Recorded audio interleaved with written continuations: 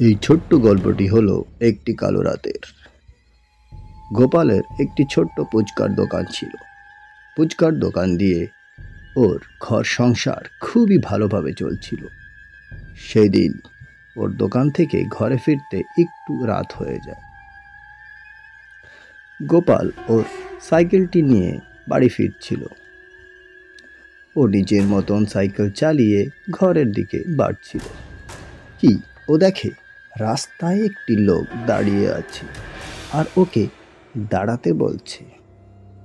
ও সাইকেলটি নিয়ে লোকটার কাছে যায় আর দেখে লোকটা গোপালের পাশের ঘরের একটি কাকা। কাকা, আপনি এই রাতে এইখানে কি করেন?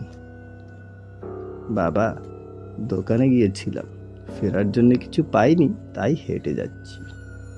ও ঠিক আছে, উঠে পড়ুন, আমি আপনাকে বাড়ি ছেড়ে দিই। না বাবা, ঠিক আছে, তুমি যাও। তুমি বরং তোমার কাকিকে বলে দিও চিন্তা করার দরকার নেই, আমি জলদি বাড়ি চলে আসব। গোপালের অনেক বলার পরেও উনি গোপালের সাইকেলে উঠলেন না। গোপাল সাইকেল নিয়ে আগে বেড়ে গেল। কিছুক্ষণ পরে ও ঘরে পৌঁছে যায় আর দেখে পাশের বাড়ি অনেক ভিড়।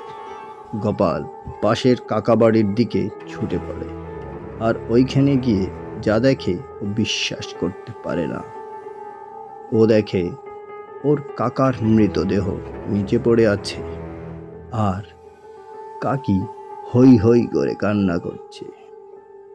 আশেপাশে জিজ্ঞেস করার পরে গোপাল জানতে পারে কি আধ ঘন্টা আগে ও যেই রোড থেকে আসছিল ওই রোডে ওনার কাকার অ্যাক্সিডেন্ট হয়ে যায় আর উনি মারা যান।